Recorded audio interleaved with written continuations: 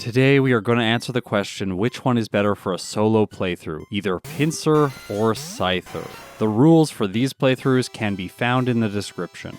Now let's get right into talking about these Pokemon. I'm sure a lot of you will already know that in Generation 1, Pinsir has a higher base stat total, only slightly so by a total of 10 points. Its stats are distributed as follows: 65 HP, 125 attack, 100 defense, 55 special, and 85 speed, giving it a 16.41% chance to crit. Of the two Pokemon, I would say this is the more favorable stat distribution. Scyther, on the other hand, has 70 HP, 110 attack, 80 defense, 55 special, and 105 speed. Put side by side, they both have the exact same special stat. Pinsir has 15 more attack, whereas Scyther has 20 more speed. Honestly, in a solo challenge, speed isn't that important. Like, the higher crit rate can be nice. However, in this challenge, it is actually going to work against Scyther, and I'm going to describe why in a second when I go through its move pool. However, first I really want to dig into why speed is not that important. In a solo challenge, you're going up against AI Pokemon which do not have any stat experience, otherwise known as effort values in later generation Pokemon games. So this is one advantage that the player Pokemon has over the AI Pokemon. Also, as the game gets later and later on, you are going to be more and more over-leveled, giving you another advantage. And finally, once you defeat Koga, your Pokemon gets a 12.5% boost to its speed stat, which is the third advantage. As a result, with base 85 speed, I think that Pinsir has everything it needs to move first against all primary foes. Even what is usually the fastest Pokemon in the game, Lance's Aerodactyl, with 170 speed. So if Pinsir has the better stats, why did I pair these two together? Well, back in the days of Red and Green in Japan, these two were actually version exclusives, with Scyther only being available in Pokemon Red, and Pinsir being only available in Pokemon Green. When the games were internationally released, Red version got Scyther, and Blue version got Pinsir. As version exclusives, I figured that pairing them together made the most sense. After all, you'd want to know which one of these two would be better for beating the entire game. Now, something I find very interesting is that with these version exclusives, Pinsir has the slow growth rate, whereas Scyther has the medium fast growth rate. As you will know if you've watched a lot of videos on my channel, the slow growth rate is usually the kiss of death for solo challenges, so maybe it's gonna hold Pinsir back and give Scyther a chance. However, when we start examining move pools, things get even more bleak for Scyther. Pinsir starts with Vice Grip and then gets Bind at level 21, and in Generation 1, this move gives Pinsir the ability to completely prevent its opponent from moving if it outspeeds. Beyond that, it gets Seismic Toss, later on Focus Energy, Harden for badge boosts, Slash for critical hits, and Swords Dance to boost its already incredible attack. Of all of the moves in the game, I have to say that Swords Dance is probably the second best one, superseded only by Amnesia. So having access to this move bodes very well for Pinsir. Through TMs and HMs, it gets access to the staple normal type move, Body Slam, but other than that, it pretty much only has standard fare. Now sometimes version exclusives have very similar movesets, but that is not the case for these two. Scyther starts with Quick Attack, learns Leer, Focus Energy, Double Team, Slash, Swords Dance, Agility for badge boosts, and Wing Attack all the way at level 50 for a same type attack bonus move. By the way, of these two Pokemon, this is the only same type attack bonus move that either of them can learn. And I can't believe I'm saying this, but Scyther only learns this move in Pokemon Yellow. Yes, in Red, Green, and Blue, these Pokemon had access to no same type attack bonus moves. I really feel like Megahorn should have been in Generation 1, and it should have been Pinsir's signature move. Also, feels like Fury Cutter would have made sense on Scyther, but no, these Pokemon are basically just normal type attackers. So that's how these two Pokemon stack up. My prediction is obviously that Pinsir is going to win. I think the higher attack is just going to be too much for Scyther to compete with. If you've got a prediction, put it in the comments below, and then edit the prediction later on once we have the final results. Now we're starting out by watching my Pinsir playthrough because that is the order that I played these playthroughs in. Because I thought that Pinsir would win this challenge, I decided to play it first. That way, when I play the Scyther playthrough, I will have a little bit more experience, slightly biasing the results towards the underdog. I do this in all of my Versus videos to try and make the first playthroughs as fair and competitive as is possible. However, remember that I always do follow-up playthroughs to try and optimize the results as much as is possible. I am always trying to get the best result that I can with each Pokemon individually. These methods I have put in place to ensure that this is a fair competition, and I really hope that you feel like it was by the end of the video. I really hope that you feel that way because I work very hard optimizing each Pokemon. Anyways, let's talk about the early game for Pinsir, because things are kind of unfortunate. As I mentioned, it starts with only Vice Grip, which seems initially quite good.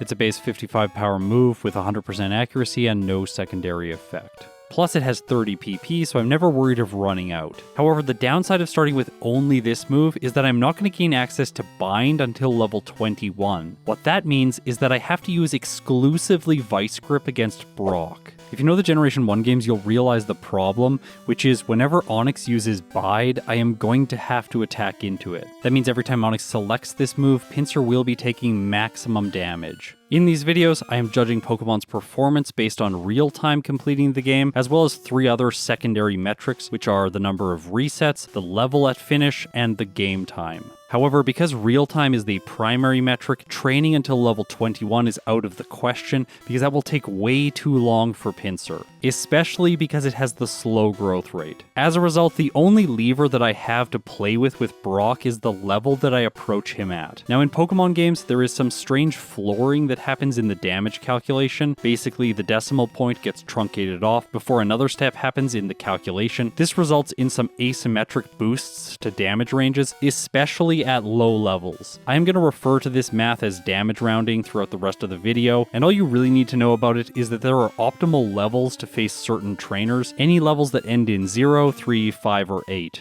So in my first playthrough with Pinsir, I was thinking that trying Brock at level 10, 13, 15, 18, and then 20 would be the best places to start. Turns out after facing just the regular trainers as well as wild encounters in Viridian Forest, Pinsir ends up being level 11, which is just over the level 10 damage rounding threshold, so let's face Brock now.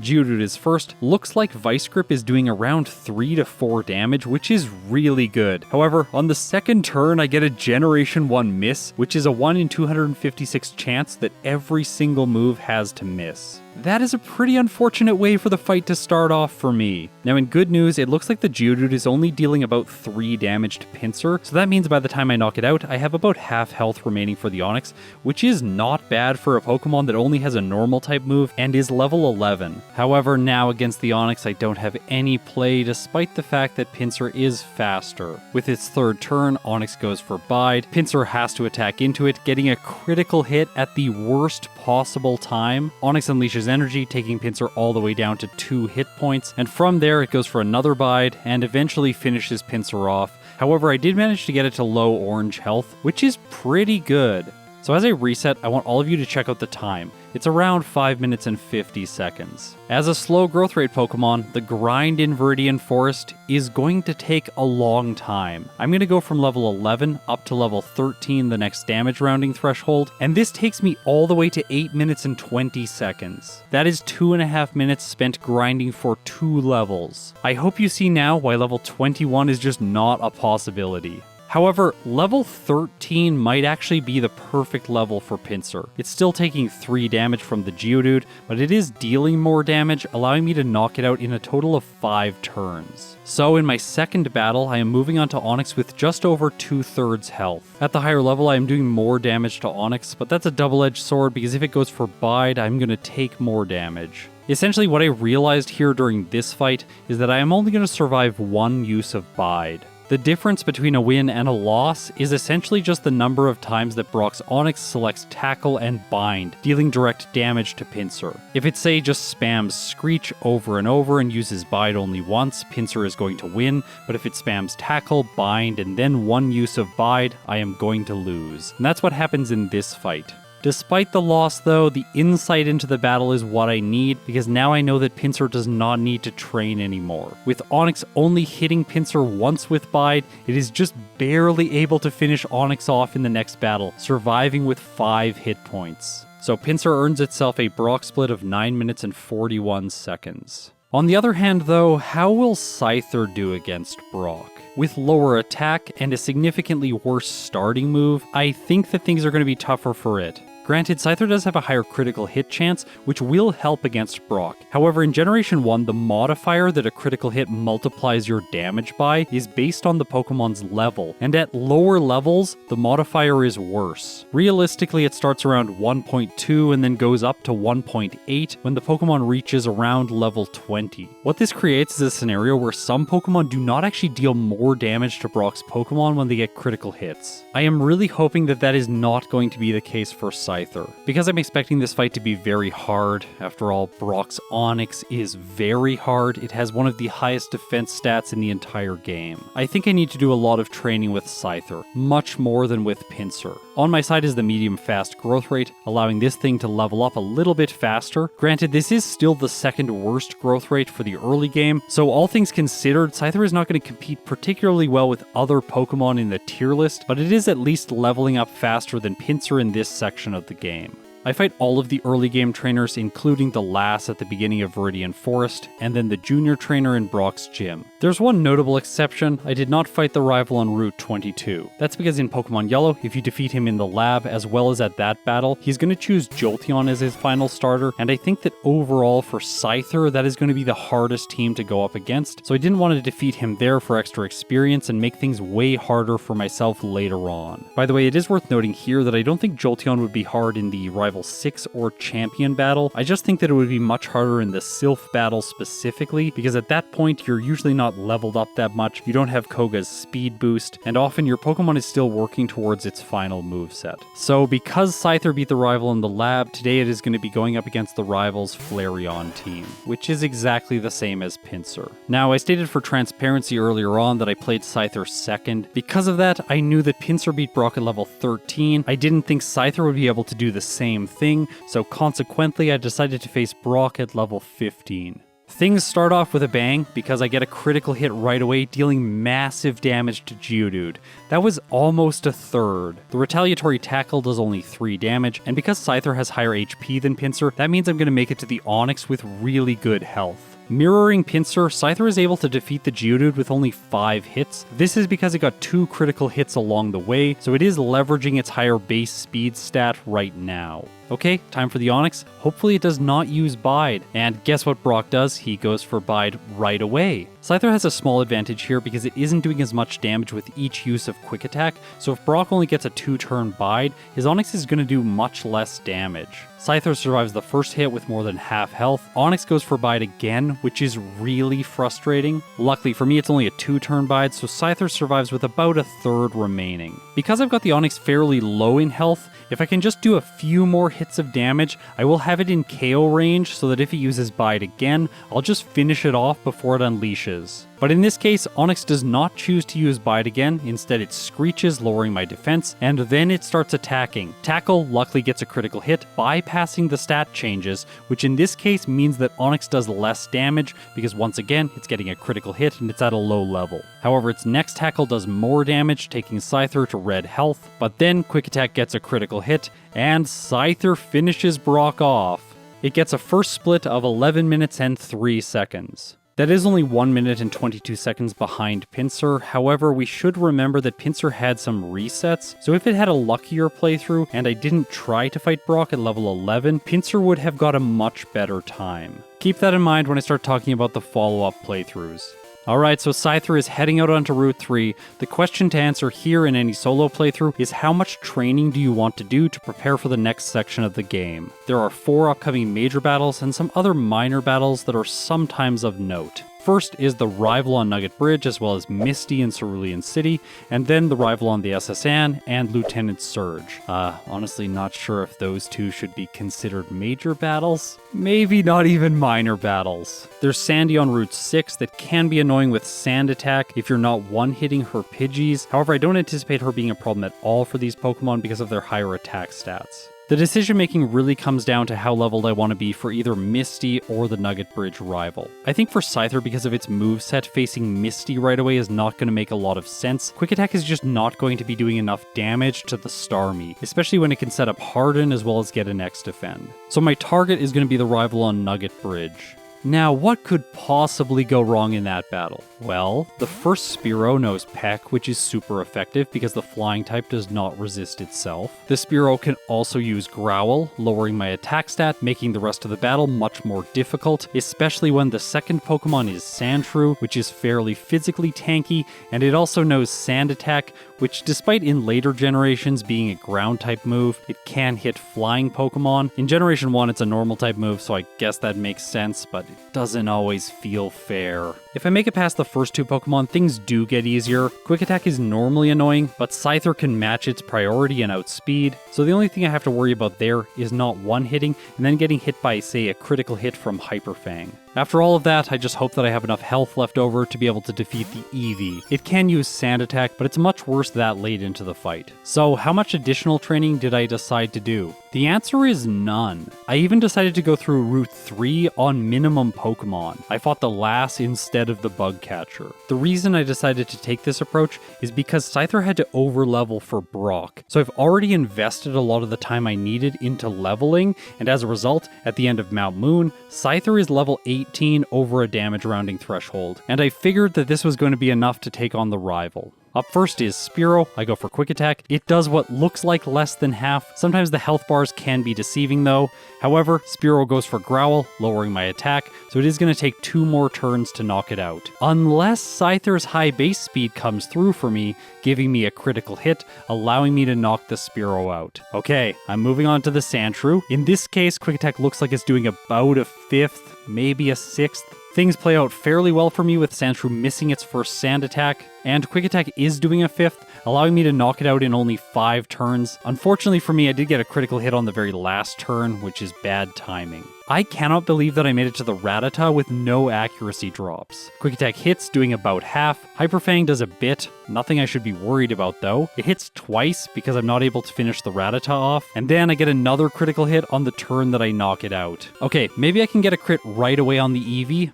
And I do, taking it down to orange health. It goes for Growl, further lowering my attack stat. However, that doesn't end up mattering. I hit 2 more Quick Attacks, and the Eevee goes down. So I made the right choice in not doing additional training. I was able to clear the rival on my first attempt. I really hope that this will be a repeatable result for future playthroughs. As I head out onto Nugget Bridge, my Scyther is approaching level 20, and so I think it is now time to talk about Focus Energy. In Generation 1, this move works incorrectly due to a bug. Instead of multiplying the user's critical hit ratio, it divides it instead. If it worked as intended, Scyther would have an 80% chance to critical hit, but as it works right now, it will take Scyther's critical hit rate to around 5%.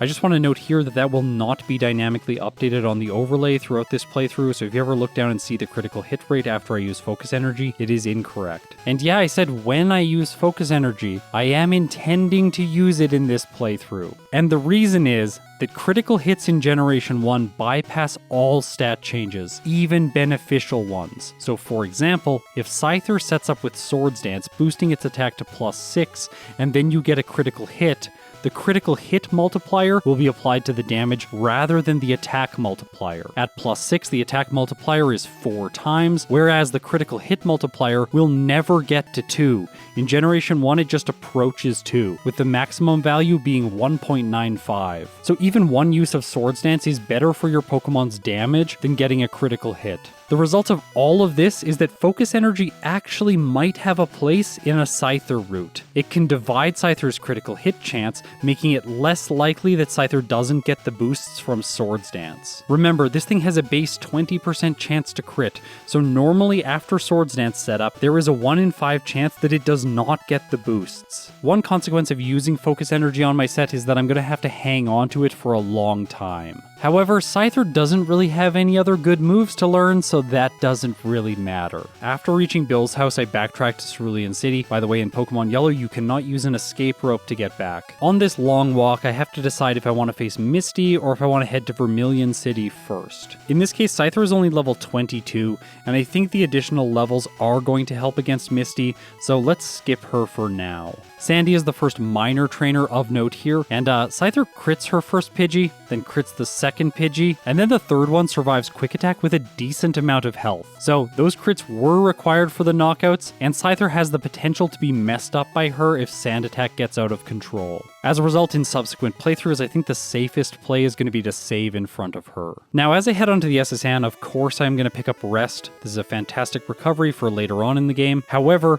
I do want to note that Scyther cannot learn Body Slam. That is a big difference between it and Pinsir. Additionally, I'm reaching level 24, and so I should talk about Double Team. In some of my older videos, I used to allow the use of this move as long as the Pokemon learned it on their level up learn set. After all, pretty much every Pokemon learns Double Team by TM, so using it this way is not particularly interesting for the viewers as well as for me, the player. That being said, at the start of 2023, I decided to ban all evasion boosting moves in general. It would end up being the case that Pokemon like Grimer, Staryu, Muck, Scyther, Pikachu, they would all just spam Double Team to solve many of the late game fights, and I didn't think that that was particularly interesting, so removing these moves entirely, well, almost entirely, made the most sense. I still do allow one exception to this, which is I allow Pokemon to mimic Double Team from Giovanni's Persian. I have essentially grandfathered this strategy in just for electric and fire types, because without it, Giovanni becomes a wall for all of them that would cause them to be placed very low in the tier list. I'm sure a lot of you will want to debate me about this in the comments. This is my decision, I'm not going to go back on it, at least for now. Despite that, I intend to play Pokemon Yellow until I die, so I'm sure I will do runs with fire and electric types where they are not allowed to use that strategy. I'll probably stream those runs in the future, so if you want to see those, subscribe and do all the YouTube stuff. After all, when you do, my analytics give me warm, fuzzy feelings inside. So today, Scyther won't be able to use Double Team. Now, let's move on to the rival on the SSN. Usually this fight is a complete breeze, but with Quick Attack as my only attacking move, this potentially could be difficult. It isn't in this playthrough, but for example, the Spearow could Growl, the Sandshrew could Sand Attack, and the Eevee could Sand Attack. With the rival finished, I leave the SSN, and I cannot yet use Cut outside of battle, so I have to dig back to Cerulean City so that I can face Misty next. Before I do though, I should mention the Pecking Goldeen trainer. She does have super effective damage against both of these bugs. However, they both have such significant damage by the point they're going to be facing her that she isn't an issue. With her out of the way, I am now ready to face Misty.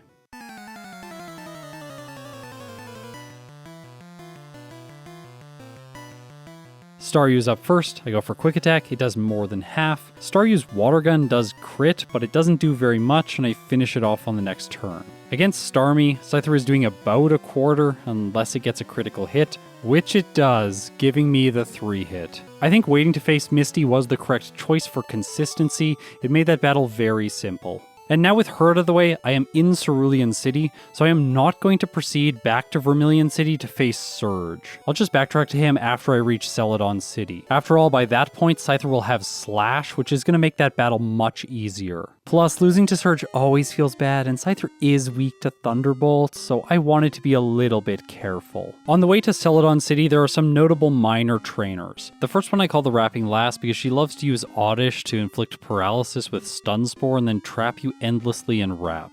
However, Scyther has a way around this strategy. Despite the fact that I got paralyzed on the first turn, Quick Attack gives me priority, so there is no way for her to endlessly wrap me to death. The Pokemaniac that all of you nicknamed Slowbone, I am not going to take credit for that name. He's a little bit slow because his team is quite tanky, but there's no problems here for Scyther. However, waiting at the end of Rock Tunnel is the self-destructing hiker himself. As I approach him, I want to talk about the potential strategies Scyther has to deal with him. Number 1, I could teach Rest, and then whenever he uses Self-Destruct, simply use this move to gain back my health to survive the next Self-Destruct. This strategy is usually fantastic against him, but with Scyther it isn't. That's because his Pokemon know the move Rock Throw, and while it only has 65% accuracy, Scyther is doubly weak to it. As a result, I do not want to be asleep when facing his Pokemon, so I have to have another solution. And in this case, it is going to be Slash. In Generation 1, critical hits are all kinds of wonky. I've already mentioned that the Pokemon's base critical hit rate is calculated with its base speed, and that the damage modifier is not a flat 2. However, what I haven't mentioned is high critical hit ratio moves calculate the critical hit rate in a completely different way. In this case, if you have 64 speed or more, the Pokemon is guaranteed a critical hit. Well, except for a 1 in 256 chance for the critical hit to fail. By the way, the critical hit can fail and then you can still Gen 1 miss, so there are 2 thresholds that you have to get through. So I want you to note in the top left, my overlay displays the power of Slash as 129.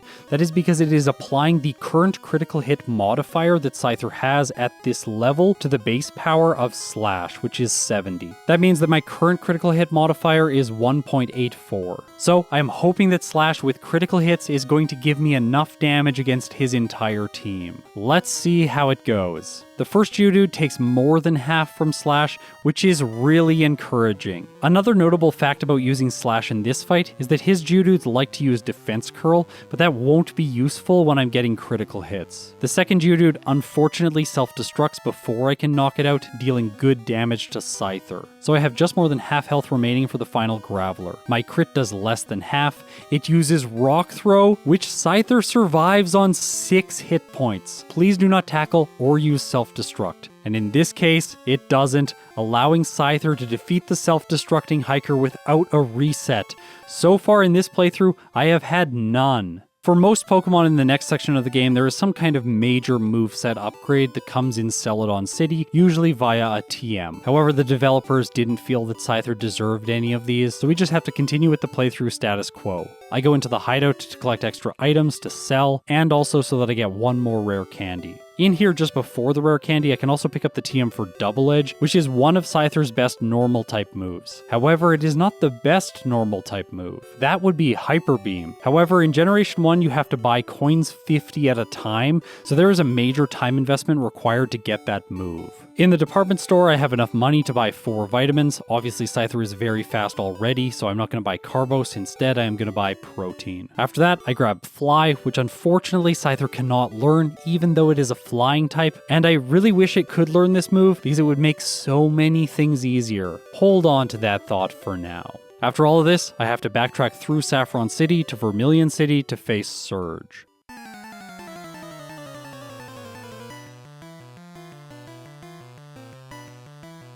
This fight is quite frankly never difficult in Pokemon Yellow. Surge is by far the worst gym leader. I easily outspeed the Raichu, hit Slash, getting a critical hit of course, and it one-hits. So with that, Scyther has earned itself the 3rd badge, and now I have badge boosts for both my attack as well as my defense. Yeah, despite what the text says in-game, Surge's badge actually does boost your defense instead of your speed. This is, of course, another Generation 1 glitch. With Scyther clearing Surge, I think that it is time to go back to Pinsir's playthrough and see how it does in this section of the game. After training up to level 13 to defeat Brock, I figured that Pinsir wouldn't really have any problems in the next section of the game. So I decided to go through Route 3 as well as Mount Moon on minimum battles and even minimum Pokemon. That just means on Route 3 I fight this lass instead of the bug catcher just south of my player character. She only has 2 Pokemon on her team, whereas the bug catcher has 4. At the end of Mount Moon, I have to face Jesse and James, and their team has some poison types, which are super effective against Pinsir. However, Ekans just goes for Wrap, and I finish it in 2 turns. Luckily, Meowth does not use Growl. That can get very annoying. However, I make it to the Coughing without my attack lowered, and because of that, I am able to knock it out in 3 hits, so no problems here. As I was heading towards Cerulean City, I did some estimation, and I figured that Pinsir would have a high enough attack stat and damage with Vice Grip that I would be able to beat Misty before the rival. Now I say this was a misestimation because I reviewed the damage ranges in post, and they are not particularly good for Pinsir if it is level 17 against Misty. I only have a 31% chance to knock the Staryu out in 2 hits, and each one of its water guns are dealing somewhere between 20 to 23% damage to Pinsir. And then things get even worse against the Starmie. Its Bubble Beam does somewhere between 50 to 61% damage, and that is not without a critical hit. If it gets a crit, it will deal somewhere between 91% damage to 109% damage, so it has a chance to KO. I'm actually getting quite lucky in this fight against Misty because she's mostly just just spamming Harden, X-Defends, and Tackle. As a result, Pinsir is able to last for far longer than it should, and that is the other reason this was a bad choice. In the best case scenario, Misty shores up her defenses, and Pinsir then has to wait even longer to knock her Pokemon out. Now, I could have lucked through this fight by getting a critical hit, however today that isn't what happens, so Pinsir gets its third reset. Luckily for me, I realized right away that fighting Misty was the wrong choice, so instead, I'm going to head to Nugget Bridge and face the rival. Pinsir has all the same weaknesses here that Scyther had, however it's just going to be outputting more damage, and this is a significant advantage, because where Scyther knocked out the Sandshrew in 5 hits, which exposed it to Sand Attack, Pinsir takes out the Sandshrew in only 3. The following 2 normal types are 2 hits, so Pinsir makes it through this battle on its first attempt. That being said, there are still a lot of things that could have gone wrong in this fight, so I can see Pinsir getting resets here occasionally. Now, using Vice Grip is getting really old, and unfortunately for Pinsir, it is going to have to continue relying on this move. However, on Route 25, it is going to get 2 new moves. Before I get access to Bind at level 21 though, I want to defeat this optional hiker. He is really annoying for Pinsir to fight because I only have a normal type move, and he has 3 rock Pokemon, 3 Geodudes. It's a slow fight, but I have to defeat him. The reason is, I want to get access to the item that is behind him. By the way, when I was a kid, I distinctly remember not being able to get to that item and just wondering what it was. For the longest time, I actually believed that the item was just impossible to obtain. During this fight, Pinsir earns enough experience to level up to 21 where it learns Bind. This is going to be a powerful move that it has access to. Now I do want you to note here that on the overlay it says that Bind's accuracy is 74.6%. It honestly should say 75 because that just looks better, but that is actually Bind's accuracy. A lot of the percentages in Generation 1 are not entirely accurate to what they are normally shown as. Anyways, that's a small detail. What I really want you to know about Bind is that it's a trapping move, so if Pinsir is faster than the opponent, as long as I connect with the first attack from Bind, I will be able to indefinitely trap the opponent's Pokemon. This can be really helpful against Pokemon that would otherwise be an extreme challenge for Pinsir to knock out. However, Bind is pretty slow, so this is definitely not going to replace Vice Grip as my go-to move. Now, I did the optional hiker fight so that I could get access to the TM for Seismic Toss. I could have backtracked here later with Cut and then cut the tree down, but I do think that it's better to have a little bit more experience earlier on and get this TM so that I don't have to backtrack. Plus, it deals fixed damage based on the Pokemon's level, so right now, every hit from Seismic Toss will deal 21 points of damage. And this is one of 3 moves that Pinsir can use to hit Ghost-type Pokemon. The other 2 being Bide and then Mimic as long as the opponent's Pokemon has a move that can hit Ghosts. Now, because Mimic is walled off until after you defeat Sylph, Pinsir only has 2 options for the Chandler in Pokemon Tower, either Seismic Toss or Bide, and of course, Seismic Toss is what I want to use. So that's why I picked this up now. However, once again, Vice Grip is still the better go-to move. Now that I'm a higher level, things are much better against Misty. Pinsir has a guaranteed 2-hit against the Staryu, and then against the Starmie it has a 42% chance to 3-hit. Plus, Bubble Beam only now has a 37% chance to knock out Pinsir, so these odds are so much better, and as a result, Pinsir wins in its first attempt at this level. Sandy is a bit of a nuisance between Cerulean City and Vermilion City because her Pidgeys are just barely surviving Vice Grip. By the way, I have a 55% chance to knock them out, but I didn't get it on any of them. Because my damage range is pretty good here, I don't think she's going to be a problem for Pinsir in any subsequent playthroughs. And now that I have finally made it to the SSN, Pinsir is going to get its first major moveset upgrade. Because after defeating 1 optional trainer, I can pick up the TM for Body Slam. As we all know, this move is absolutely incredible, and because of Pinsir's limited learn set, it is going to be my go-to throughout the rest of the playthrough. Just to be safe, I pick up the TM for Rest, and then I go up against the rival. With Body Slam, I'm able to one-hit the Spearow as well as the Rattata. The Sandshrew takes 2 hits, and it does use a Sand Attack. Even with this impediment though, Pinsir still wins.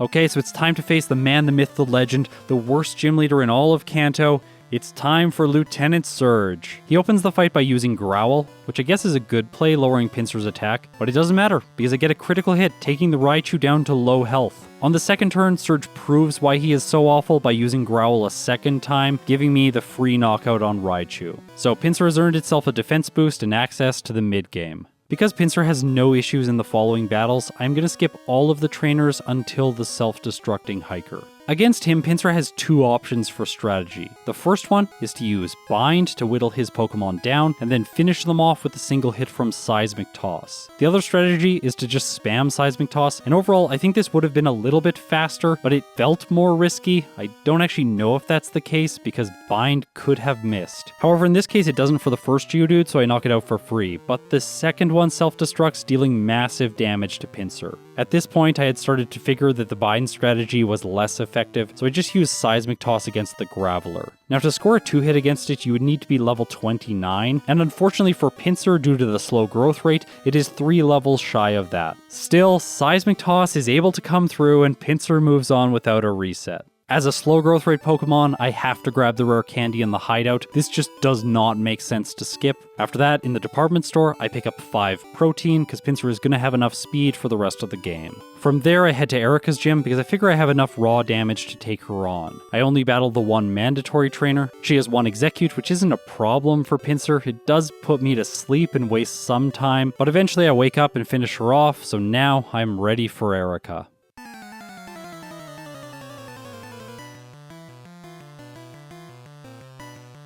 Tangela is first, and this thing is quite tanky.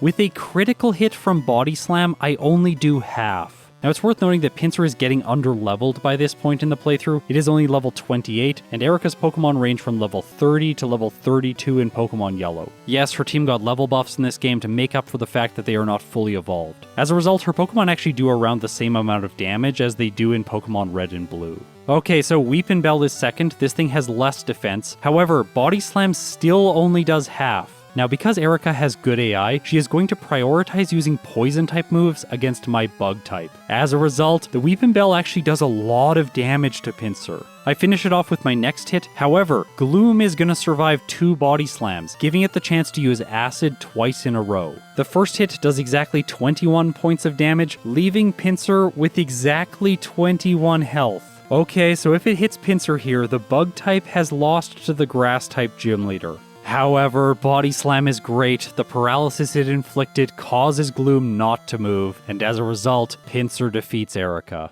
Let's head to Pokemon Tower. Now, I think I play a little bit risky here using Body Slam against the Fearow. It is going to choose Mirror Move because he has good AI, which means it could reflect Body Slam back at me and paralyze Pinsir. That is always the worst way to start this fight. Luckily for me, I get a critical hit and knock the Fearow out. By the way, without that crit, the Fearow would have survived. From there, Pinsir makes quick work of his team. However, I want to draw your attention to the fact that Pinsir is sort of starting to fall off now. While it did get a major boost to its potential from Body Slam, it is just not keeping up with levels because of the slow growth rate. This impacts its stats and the amount of damage that Body Slam can do. However, just around the corner is the incredible setup move, probably the second best setup move in the entire game, Swords Dance. To obtain this move, I need to gain access to Sylph, and to do that, I have to defeat Jesse and James at the top of Pokemon Tower. However, to get to them, I need to defeat the mandatory Chandlers. Now, there are 3 of these. The first one has 2 Ghastly, and the second 2 both have 1 Ghastly each. Pinsir's speed easily allows it to outspeed all of their Pokemon, and with the use of Seismic Toss, I will be able to 2-hit all of the Ghastly. This does leave Pinsir exposed to some really annoying tactics. Confuse Ray and Paralysis from Lick are both really annoying, especially when they both happen at the same time. Regardless of the threats though, Pinsir manages to defeat Agatha Jr. on its first attempt. And after that easily won victory, I think that it is time for us to switch back to Scyther. If you are a fan of this green bug like I am, and you are hoping for it to put out good results today, brace yourself. Of course, not quite yet, because I do have to fight the rival in Pokemon Tower, and for Scyther, he is absolutely trivial. I one-shot all of his Pokemon with critical hits from Slash. But that is where the road of 0 resets is likely going to come to an end. Scyther has only one option in order to defeat the Chandler's Ghastlies. It has to use the move Bide. Now you're probably thinking this isn't going to be too bad, after all the Ghastlies do know Nightshade, so I'll be able to reflect back a lot of damage when they hit me with it. However, these fights are significantly complicated by the Ghastly's other 2 moves. If Lick paralyzes and Scyther fails to move while it is using Bide, then Bide gets cancelled, and any any accumulated damage is just lost. Making matters even worse is the fact that confusion works the same way. So not only am I losing turns and damaging myself, but I am also losing out on my primary means to damage. So the only way for Scyther to knock out the Ghastlies using Bide is for Confusion not to cause a self-inflicted hit when it is using Bide, for Lick not to cause paralysis which prevents Scyther from moving during the duration of Bide, and the rotten cherry on top of all of this is while I dodge the status conditions, Ghastly also has to hit Nightshade while I am biding. Like, yes, it can hit me with Lick and I can reflect some damage back that way, but it is not enough to knock the Ghastly out, so really I am looking for Nightshades. So I've just been letting this footage play while I've been explaining the terrible situation that Scyther is in. By the way, I hope that no other Pokemon in the game has to do this, because this is one of the most painful things I have ever experienced during a Generation 1 solo run. As you all know, I love being consistent and knowing that I can win fights decisively without relying on luck. And in these fights, I'm relying exclusively on luck. Scyther is basically required to walk the tightrope of RNG to get past the Ghastly. And knocking out the first Ghastly on the Chandler's team is actually quite difficult, and then once it goes down, I just make it to the second Ghastly, which is the same scenario all over again. That further complicates matters, because if I unleash energy and then get hit by Nightshade after I've unleashed energy, I am taking damage and not accumulating damage to deal back, which means Scyther's health becomes a resource, and the Ghastlies can of course just knock me out before I even do any damage to them. I went into the battle against the Chandler at 31 minutes and 54 seconds on the clock. At that time, I had 0 resets, so the playthrough was going very well. We're gonna jump ahead now. I have 10 resets, and the time on the clock is 35 minutes and 24 seconds. I have started my 11th fight against the Chandler, and yeah, this one ends in defeat as well.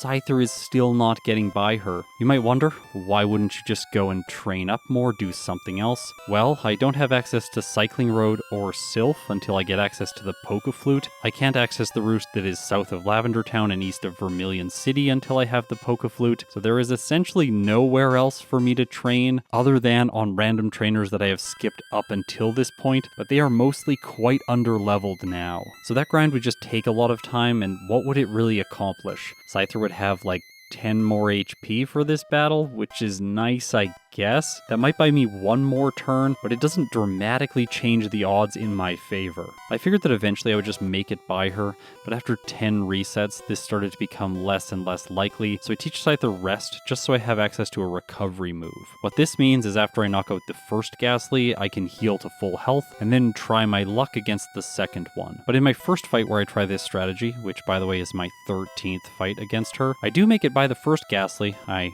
rest up on the second one, and yeah, then it knocks me out and it doesn't matter anyways. So while this is stacking things in Scyther's favor, it isn't actually making it completely trivial, and as a result, when I do have resets now, they will cost me more time. However, finally, at long last, in my 14th attempt against her, I managed to polish off the second Ghastly, and with that, the first Chandler is defeated. And yes, this is the first Chandler, because there are 2 more mandatory Chandlers. Granted, these 2 only have 1 Ghastly each, so these fights are much simpler. Even still, Scyther has 1 more reset before it defeats both of them and makes it to Jesse and James. So if all of that got you very worried for Agatha, please don't worry. I have Wing Attack as well as Mimic for that fight, so we are done for now, I guess, with the bide strategies against the Ghastlies. Don't worry, I'm going to have to do subsequent playthroughs, and in them, I am once again going to have to use bide. But that is a story for a little bit later on. For now, let's head to Cycling Road and continue with the playthrough. There's not much to note in this section of the game. I skip most optional training, head through Cycling Road to the Safari Zone, and then back to Celadon City to Erica's gym. Just like Pinsir, I only fight the 1 mandatory trainer and then completely stomp Erica. My typing is quite good against her. The Weeping Bell and the Gloom are only going to choose Acid, so they don't have access to their most powerful move, which would be Sleep Powder. As a result, Scyther takes a first attempt victory over her, earning itself an Erica split of 43 minutes and 12 seconds. That is almost 12 minutes slower than Pinsir's Erica split. But all hope is not lost because at level 35, Scyther can learn Swords Dance. In this case, I'm going to teach it in the place of Bide, and now I have access to Slash, Rest, Swords Dance, and Focus Energy. I tried to use this combo against the rival where I set up Swords Dance, boosting my attack stat, and then I set up Focus Energy, cutting my chance to critical hit, and then I was going to use Slash for massive damage against his entire team. But the thing is, when you are cutting a high critical hit ratios move crit chance, it's still quite a good crit rate. So this move crits on the first turn that I use it, doing less than half to the Sand Slash, and it actually crits on the next turn. But of course, on the third turn when the Sand Slash is on red health, that's the time that it doesn't crit. Scyther apparently likes to really inconveniently place its crits when facing the rival. So the combo of Slash and Focus Energy, while it does sound cool, is not actually going to be that useful. Instead, I'm going to teach Scyther Swift in the place of Slash. Scyther is also a little bit under-leveled right now, so I'm going to head to Koga's gym, defeat the mandatory trainers here, and then fight him instead of taking on the rival.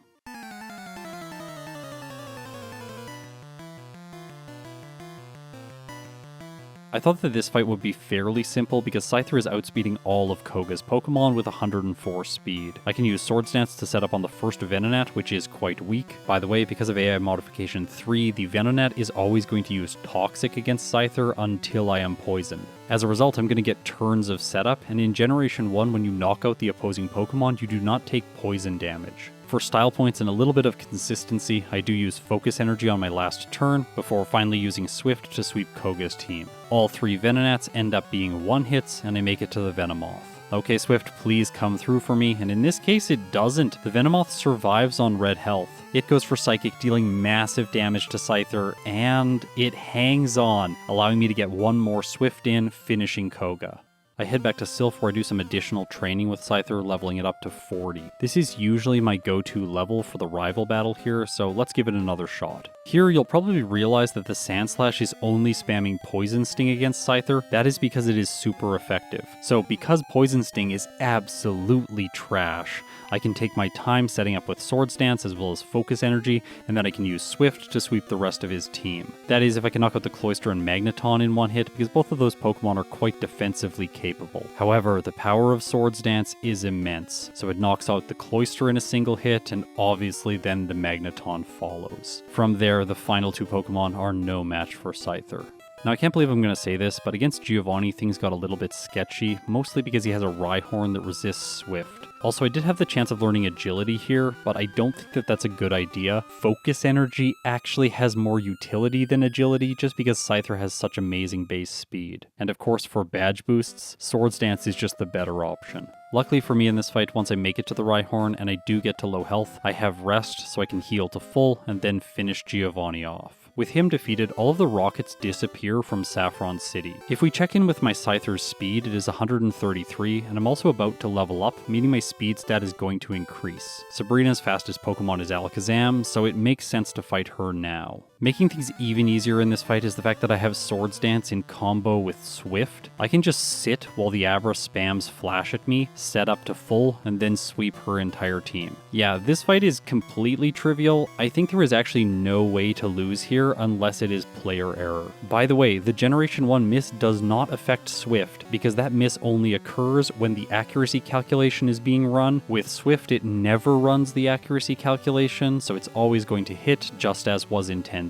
Immediately following Sabrina, I take on Blaine. As one of the best gym leaders in Pokemon Yellow, and with the type advantage against Scyther, I am a little bit worried about this battle. The one thing that makes me a little bit hopeful here is the fact that Blaine does not have AI modification 3, so he's not always going to be choosing his fire type moves. If that was the case, I do think that I would have to use my rare candies here to gain better damage ranges after a single use of Swords Dance. I do want to reflect that at level 43, Scyther's best damage dealing move is Swift. Like, I'm sure the developers were thinking that the player would use Slash in combination with Focus Energy to just always get critical hits, but because of how base speed interacts with the critical hit rate, that doesn't make any sense, so one bug makes this bug basically unplayable, and then the interaction between Swords Dance, setup, and critical hits makes it more unplayable, then the interaction with Bide and Ghosts makes it even less useful in a solo playthrough. Like, I am a little bit frustrated with how badly Scyther got things in Generation Generation 1. Not to mention, in the initial games, it doesn't even get a stab move, and the bug type is basically the useless type anyways. So yeah, we've been watching the Blaine fight while I complain, and eventually Ninetales just goes for Flamethrower and knocks me out before I fully set up.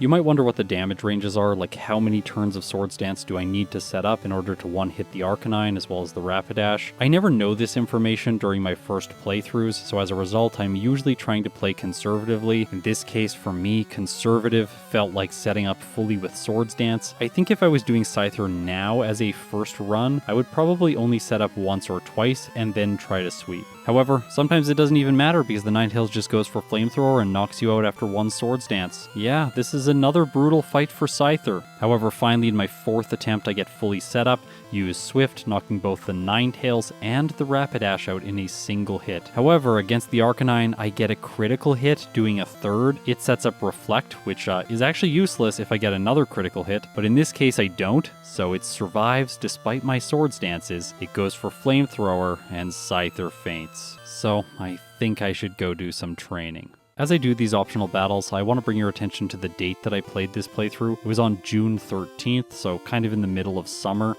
and I actually thought that by playing both of these bugs, I was going to have a fun, relaxing time. So far with Pinsir that has been the case, but with Scyther, no, this playthrough is everything but relaxing. By the way, if you're watching in the background, I want you all to pay attention right now while I face this super nerd. This is just a random guy in Blaine's gym. He's not a major trainer or a trainer that I normally talk about. He's actually the guy that there's no question to answer. You can just talk to him and fight him if you want, or you can walk right by him and never interact with him at all. Yeah, while I'm trying to set up, the first Vulpix confuses me, taking Scyther down to red health, and this is the perfect setup for his ace Pokemon, which uses Quick Attack, pinging Scyther down. By the way, the reason I did not heal going into that fight is because I had run out of healing items with Scyther, so I'm gonna go to the Mart in Cinnabar Island, a place that I rarely frequent because it is not a part of any of my standard routes. This allows me to finish off all the training, leveling up to level 46, and then I do use 2 rare candies to go up to level 48 before attempting Blaine again. Okay, so is this going to make the major difference that I need? Well, I get confused on the first turn, then I set up on the second turn despite the confusion, but then Ninetales just goes for Flamethrower, dealing massive damage to Scyther.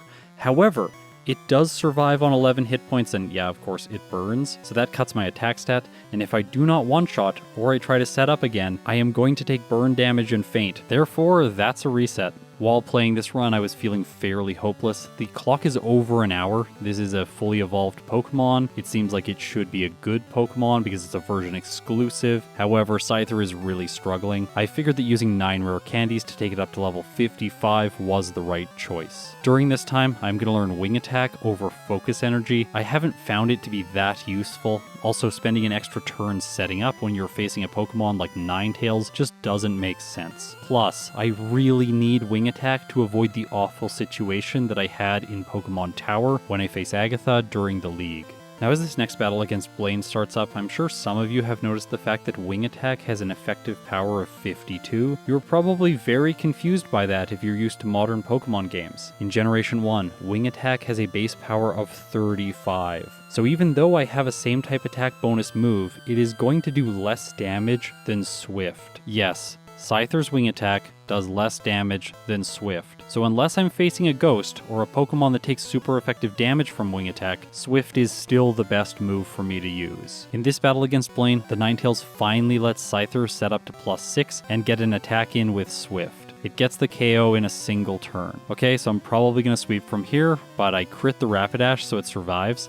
Luckily, no Fire Spin, it goes for Takedown, doing a decent amount, and I finish it on the next turn. All that's left is his ace, Arcanine. If you dislike my pronunciation, please argue with me in the comments. It's great for the YouTube algorithm. I go for Swift against it. It does massive damage because I don't get a critical hit, and with that, Blaine is finally defeated, and Scyther has earned itself the Volcano Badge. That section of the game was absolutely brutal with Scyther, so I am sure we are hoping that Pinsir is going to have an easier time. After all, it would be really nice if both of these Pokemon could get good final results, just so the bug type is well represented in the tier list. Now there is a spoiler incoming here if you have not seen the Parasect race video. By the way, if you haven't seen the Parasect video and you are one of my subscribers, what are you doing? Go and watch it. I did 200 playthroughs with Parasect. you need to check it out. If you're new to the channel, welcome aboard. It is great to have you here. By the way, Venomoth is a Ghost Dark type, and now let's move on with the spoiler. Parasect is currently the highest ranked bug in the tier list, and honestly, with how Scyther is performing, it is definitely not going to be better than Parasect, but I think that Pinsir does have a chance unless it runs into a major obstacle. Unlike Scyther, Pinsir isn't going to learn Sword Stance through level up, so I'm going to pick up the TM when I'm in Sylph. After that, I trained to level 34, and now because it's a slow growth rate Pokemon, I really need to compensate for the fact that I am not training particularly quickly, so I'm going to use 4 rare candies to boost it to level 38. Again, I'm just going to remind you of the chronology. Pinsir was played before Scyther, so this is not an adaptation that I made in reference to Scyther's playthrough. Okay, so let's go up against the rival here. I want to note a key interaction in this fight, which is that the Sandslash is only going to use Poison Sting due to the rival's AI, providing both Pinsir and Scyther time to set up. And from there, yeah, Body Slam just one-hits all of his Pokemon, and I take an easy victory. The next major battle is Koga, and for this one, Pinsir does not have enough speed to move first against the Venomoth. That being said though, I think Pinsir can just set up once or twice against the first Venonat and then get the sweep. Of course I get poisoned, but the counter isn't allowed to stack up because I knock out the 3 Venonats with a single hit each. So it's time for Koga's ace, the Fire-Flying Venomoth. In this case, it goes for Leech Life, which does almost nothing, so this was an easy win for Pinsir. But what about Blaine? In this case, I knew that Flamethrower was something that I would really have to watch out for, so I wanted to try the damage ranges with only one use of Swords Dance and Body Slam. Unfortunately though, it is not enough to secure the one hit on the Ninetales, so I set up Swords Dance one more time and then finish it off. Now this is a little bit of sloppy play for you. My Pinsir levels up after this, which reduces its speed because it loses its badge boosts, and now it is slower than both the Rapidash and the Arcanine. Here I tried to get one more Swords Dance to hopefully badge boost my speed so that I can move first against both of them and knock them out. This reduces the number of turns that the enemy gets to attack by 1, however the Rapidash knocks me out first. In the next fight I set up to +4 right away on the Ninetales and then attempt the sweep. However, with only +4, the Arcanine is bulky enough to survive a single hit. It uses Flamethrower and Pinsir goes down. Now without good AI, eventually Blaine is going to mess up, so I kind of just smashed my face against this wall for a little bit. The next battle did not work out because the Ninetales goes for Flamethrower on turn 1, but the following battle I get fully set up, and with that I'm able to sweep his team at long last with Body Slam.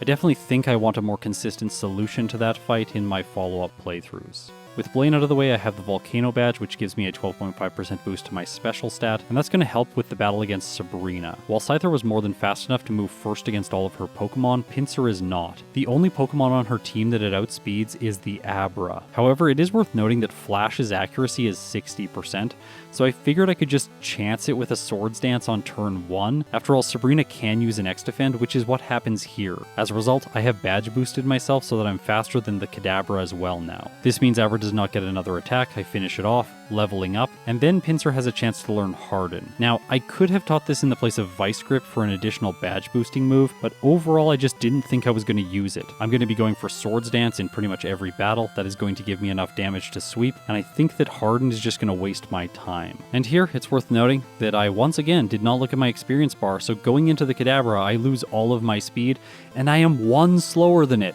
That hurts so much. I hope all of you are cringing with me watching this footage. Still, with that error, I do manage to get a hit in, knocking the Kadabra out, and I move on to Alakazam. This thing seems like it would be good, but it really isn't. On the first turn, it just goes for Reflect. My Body Slam paralyzes, so I outspeed and knock it out on the next turn. With Sabrina finished, there's only one gym leader left, so let's see how these bug types do against the ground type specialist, Giovanni.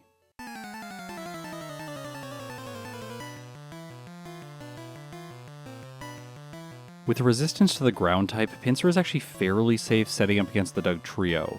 On the first turn I am slower than it, so that exposes me to Fissure, but this move has 30% accuracy, so it's unlikely that it KOs me anyways. After only a single turn of Swords Dance, my badge boosts mean that I am faster than the Dugtrio, and I now speed tie the Persian. I continue my setup because it will be free if the Dugtrio goes for either Dig, Fissure, or Earthquake, but of course it goes for Sand Attack. That's really annoying. Anyways, it's not going to do it again, but yeah, it is actually going to do it again, so while I do get to +6, I now have -2 accuracy, and I miss a few times against the Dugtrio before finally knocking it out. However, then the Persian comes in, does more than half with a critical hit Slash, it sets up Double Team, and from there I'm not able to hit it, and it finishes Pinsir with another Slash. Okay, so I decided to try this again, and I actually thought that I can improve the strategy that I was using. It still requires luck against the Dugtrio because I'm going to need 3 turns before I knock it out. However, this time I'm thinking about the rest of the fight because I do need an answer to the Rhydon. So in this case, I'll set up to +4 with Swords Dance, which should be more than enough. And then I'm going to mimic Earthquake, which I can use for super effective damage on his final 3 Pokemon. Luckily, Dugtrio does not use Sand Attack. I finish it off. Finish the Persian in a single hit. Against the Nidoqueen, I go for Earthquake, knocking it out. So then that guarantees that the Nidoking is also going to go down to a single non-critical hit, which it does, and Pinsir has made it to the Rhydon.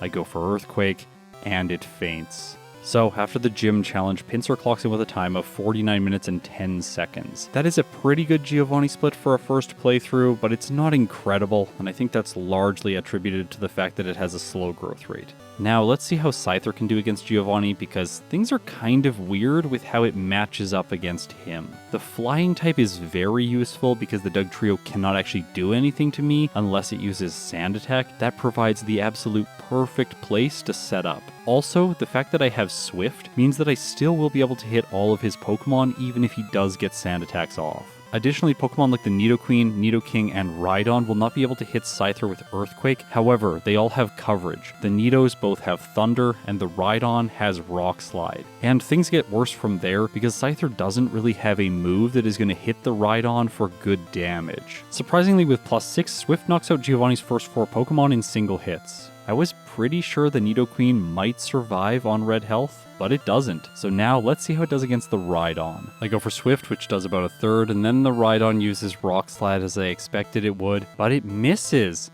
And on the next turn, Giovanni uses his signature guard spec, giving Scyther the knockout.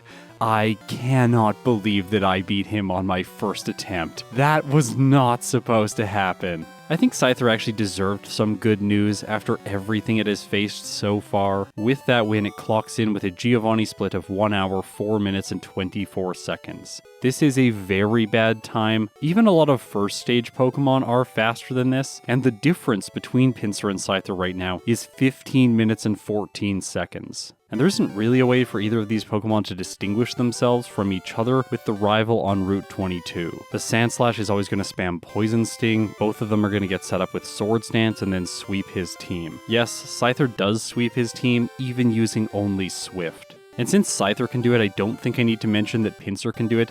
I do get some unlucky crits in this fight. I was hoping that Pinsir would save a tiny amount of time, not having to set up all the way to +6. However, it loses this by getting unlucky, so they actually stay perfectly in lockstep. After this fight, they are still 15 minutes and 14 seconds apart. Since Pinsir is a slow growth rate Pokemon and it is about to level up, I fight one optional trainer in Victory Road just to push it over to the next level. Scyther on the other hand has just leveled up, so I skip all optional battles here, and it gains back a tiny bit of time before both of them are ready for the Elite Four.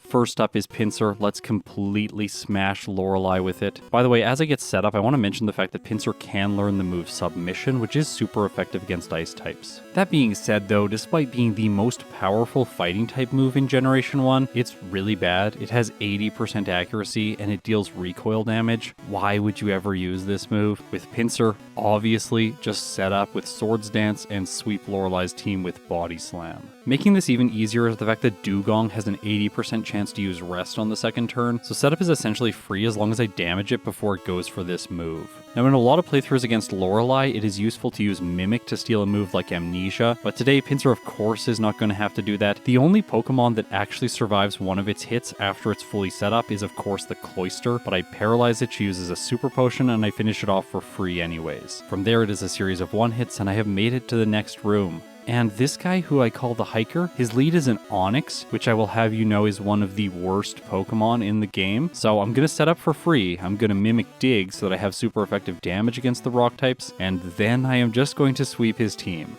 let's move on to Agatha, because this fight is by far the one that Pinsir is least prepared for when we consider its move pool. The only damage dealing moves that I have available to me right now are Mimic and Seismic Toss. I can use Mimic to steal the first Gengar's Lick. This means I cannot steal Substitute, which does leave me a little bit vulnerable to Confuse Ray tactics, especially because if you hit yourself in confusion, it uses your attack stat against your defense stat. As we can see here, when Pinsir hits itself with +6 attack. That really hurt. The Gengar takes it down to 9 hit points. I strike back with Lick and knock it out in a single hit. I've already knocked out the Golbat, so I move on to Haunter, finishing it in a single hit. Body Slam one hits the Arbok, and now I just need to be able to survive one of the final Gengar's attacks, because Pinsir is not faster here. In this case, it goes for Confuse Ray. Pinsir does not hit itself.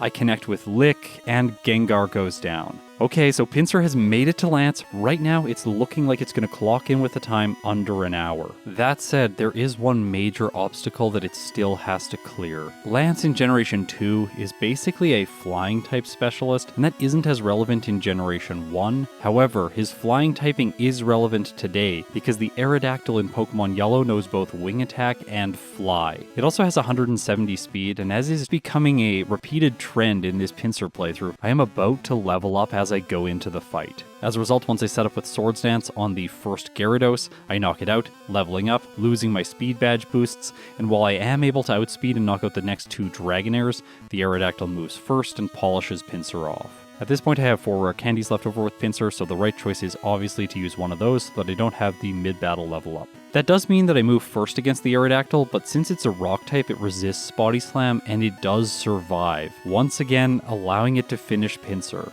When I was playing this playthrough, I was starting to get very worried. I really wanted a time under 1 hour with Pinsir, but it doesn't look like I'm gonna get it, especially when the Gyarados knocks me out while I'm trying to set up in the next battle. However, I have prepared. Remember when I talked about submission all the way back at Lorelei? Yeah, I did pick up a TM for this move. So I'm going to teach it to Pinsir now in the place of Seismic Toss.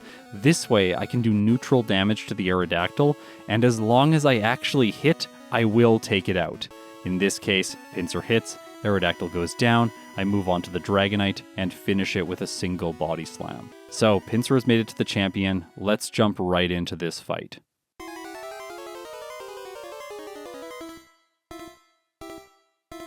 So in this case, once again, the Sandslash is just going to spam Poison Sting, which is really convenient, gives me a lot of time to set up Swords Dance for free, and then Mimic Earthquake. By the way, ground-type moves are fantastic against the Champions team. They hit the Alakazam really hard, and they're also super effective against the Magneton as well as the Flareon in this case. The only disadvantage that Pinsir has here is that it has no recovery move, so once the Sandslash poisons me, I am just going to be taking chip damage if I don't knock his Pokemon out. However, that isn't very likely.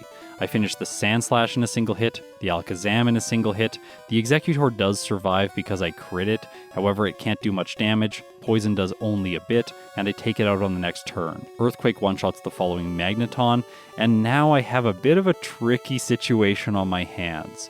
The Cloyster has a lot of defense, and Submission also does recoil damage, and I don't have very much health left over. If I go for it, I am worried that I'm gonna knock myself out. So instead, I choose Body Slam, and Cloyster just barely survives. I take poison damage, and then it goes for Clamp, which is a multi-turn move, meaning that every time it hits, I am going to take poison damage.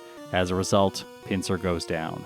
However, that won't be as bad if I just don't get poisoned, but I do get poisoned in the next fight, which is really frustrating. However, this time, when I make it to the Cloyster, it just goes for Spike Cannon, allowing me to 2-hit it, and with that, I've made it to the Flareon, I use Earthquake, and Pinsir clocks in with a time of 1 hour and 15 seconds, with 12 resets at level 58. This took 3 hours and 36 minutes of game time.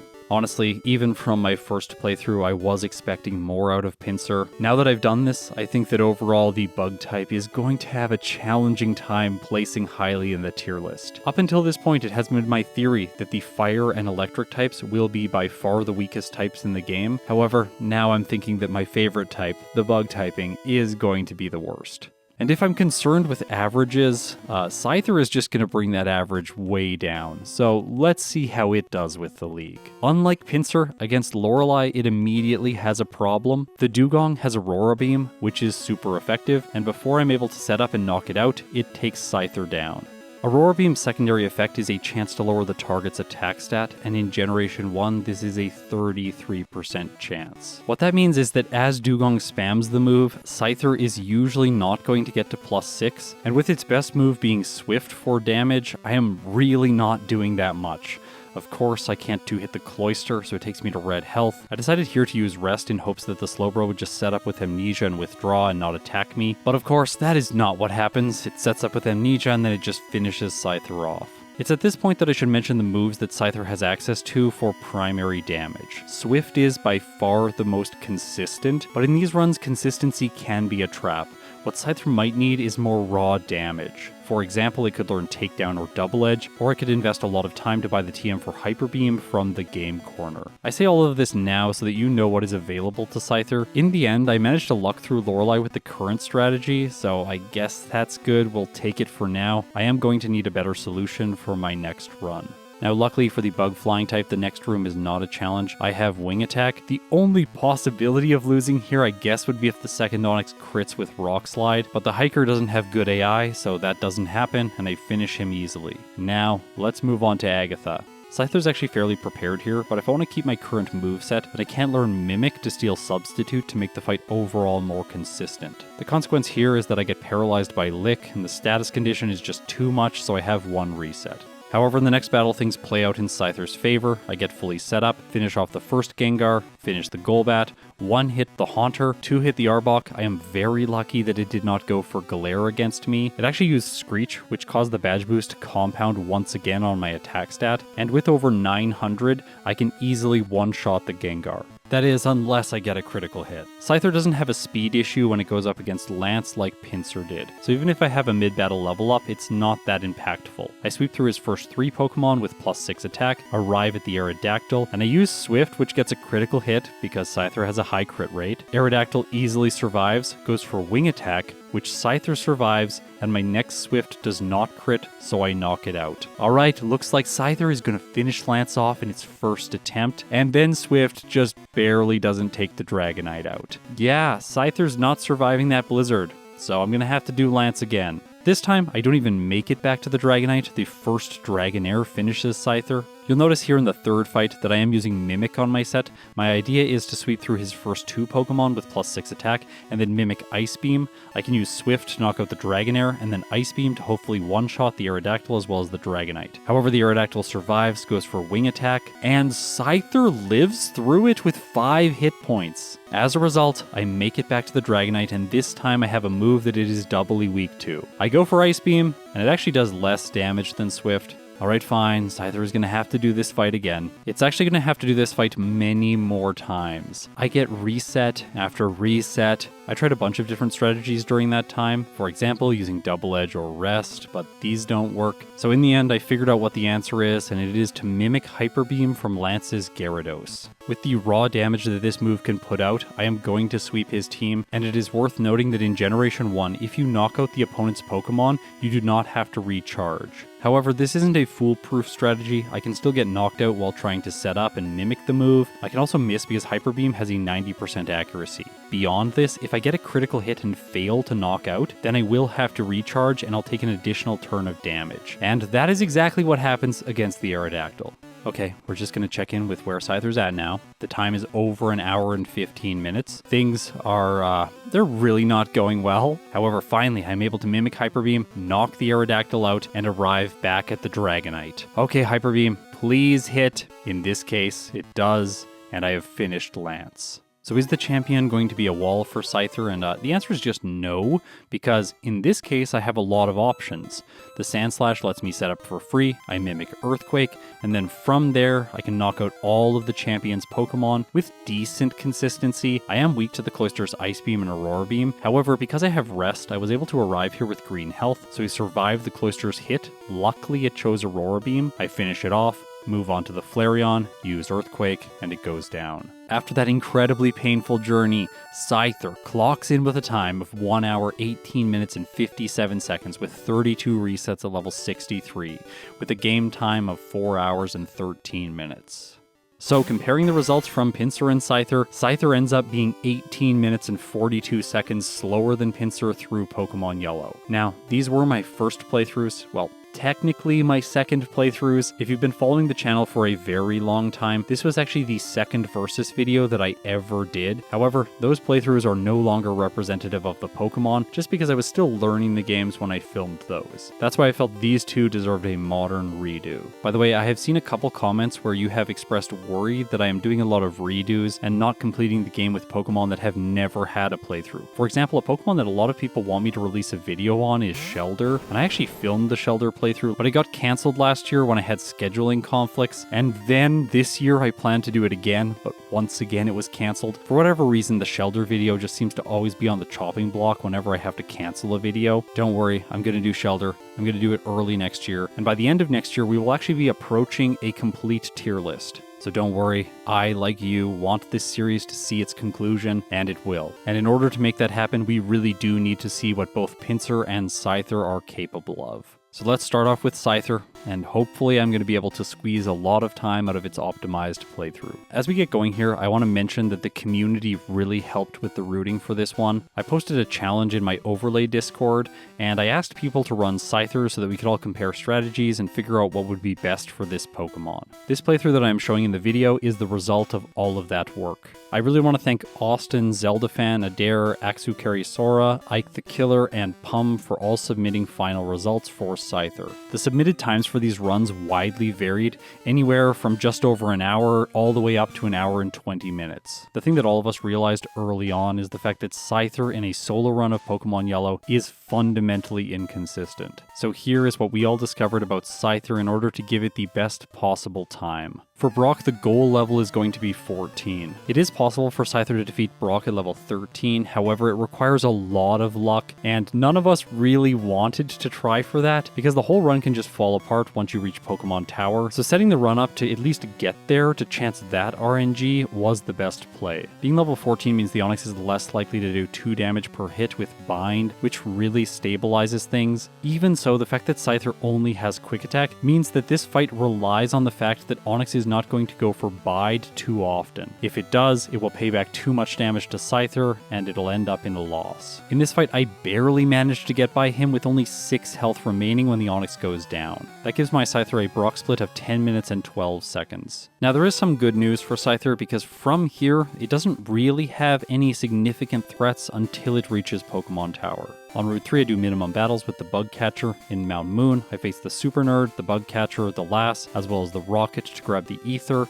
and then the Youngster. This training gives me more levels, so that when I get to Jesse and James, I will level up going into the Coughing. As a result, in Cerulean City against the rival, my Scyther is level 20. If I had skipped all of the optional training in Mount Moon, I would only be level 19 at this point, and I would not have a guaranteed 3-hit on the Sandshrew, which I'm sure you'll realize makes this fight much less consistent. With my second run, I follow my first approach by facing Misty after the SSN. I think this is more consistent. That being said though, I just faced Surge right after her. There isn't really a reason to backtrack here. It makes him a bit easier, but overall he's just kind of a trash trainer. So much so that this flying type Pokemon that has many struggles in the game really doesn't struggle against him. I take a first attempt victory. Finishing all of that, I am now at the mid-game, and this is where things get bad for Scyther. I explore the Rocket Hideout, defeat all the trainers in Erica's gym, gaining as much experience as is possible. Then I do the department store, which is not typically my approach, and after all of that, I defeat the rival in Pokemon Tower, leveling Scyther up to level 37. The goal here is to get Scyther's level as high as is possible before I face the Chandler. This way it has more HP, so it can survive more hits, and hopefully be able to pay back more damage with Bide. We discussed at length if Rest was a good choice for this fight. In my case, I believe it is. I prioritize consistency on this channel, so having one less reset because you can heal is nice. However, if we're only considering real-time finish as the only important metric, then it really doesn't matter. Either way, this fight is completely mostly luck. You can lose if you're using Rest, you can lose if you're just using Bide. You just have to go into it and hope that you're going to get by her. What this means is that Scyther's final time is subject to extreme variance. It is conceivable that you could reset an infinite number of times against these Chandler even when you are playing perfectly. Of course, because of statistics, this becomes less and less likely. Eventually you are going to defeat them, but getting by them on the first attempt usually does not happen. In this case, I had decent luck getting only 2 resets against them, and I figured that that was good enough to continue with the playthrough. Yes, with Scyther, if I got bad RNG in Pokemon Tower, I would just restart the entire run, which is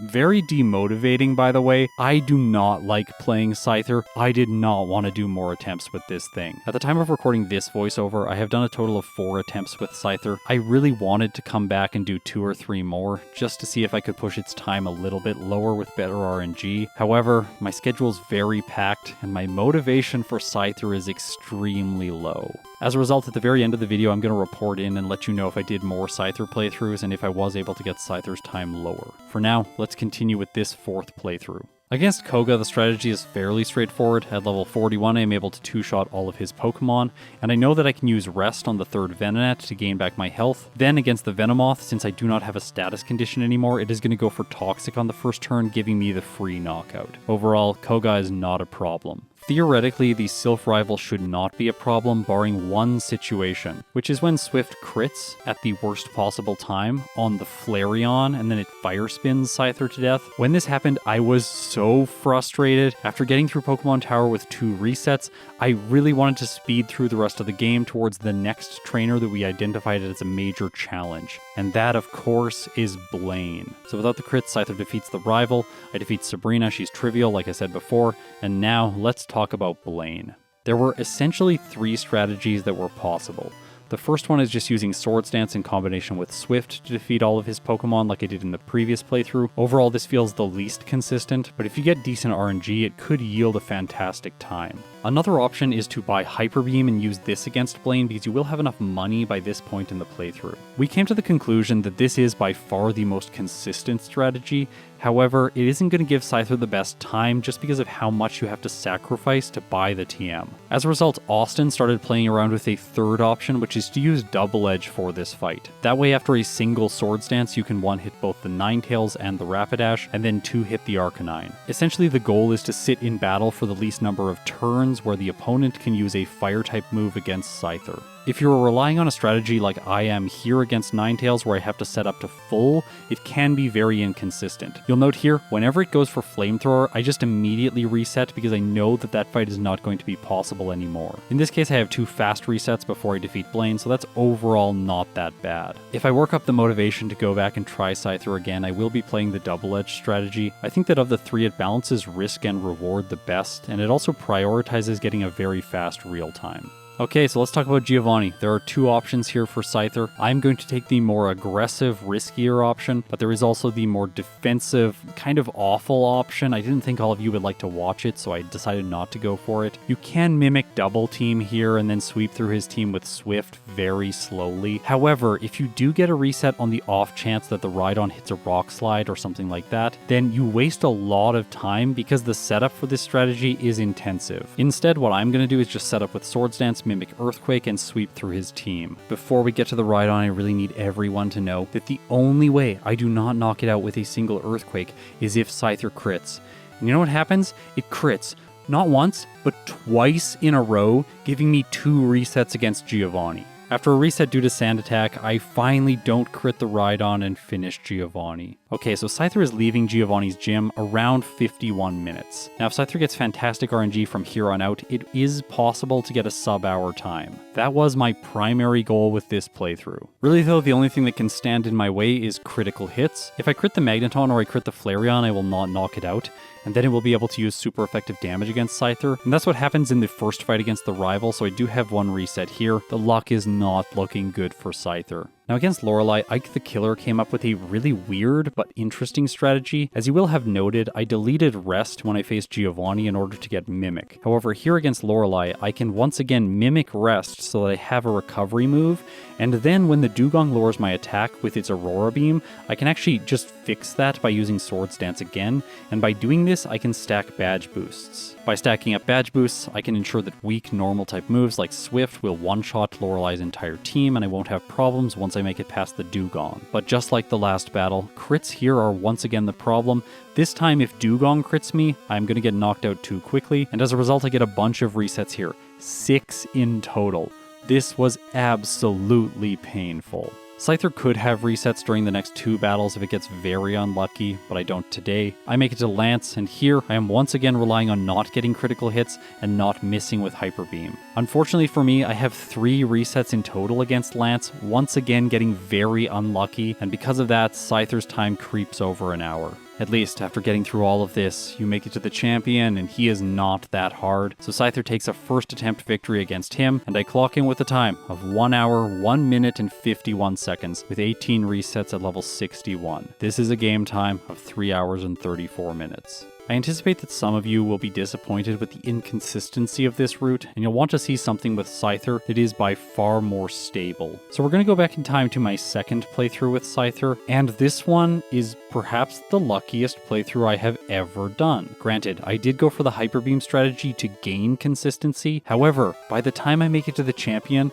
I have no resets. In this case, I sweep his entire team easily. Note here that I am facing the Jolteon team. This gives me a little bit more experience for Brock earlier on, and I am also going to easily one-hit the Jolteon with Earthquake, so it's not really a problem. Plus, Scyther is fast enough to move first against the Ninetales. So in my second playthrough, which was done before the fourth one that you've already seen, I clocked in with a time of 1 hour, 2 minutes, and 37 seconds, with 0 resets at level 61. This was a game time of 4 hours and 8 minutes. Since this playthrough felt basically perfect, I did not want to do additional playthroughs with Scyther after I completed it. Then, I posted on the Discord asking other people to try Scyther out, and of course, Ike the Killer was able to come in and get a time that was better than all of us. He got a sub-hour time, a 59-minute time, so well done, Ike the Killer. So the fourth playthrough with 18 resets was my attempt at getting Scyther's playthrough time under an hour. I don't think with the Hyper Beam route that is a realistic goal. It's probably possible if you're like amazing at everything you do throughout the entire playthrough, but it didn't seem like it had any strategic levers to pull to get the time down. As a result, I had to go for more risky strategies,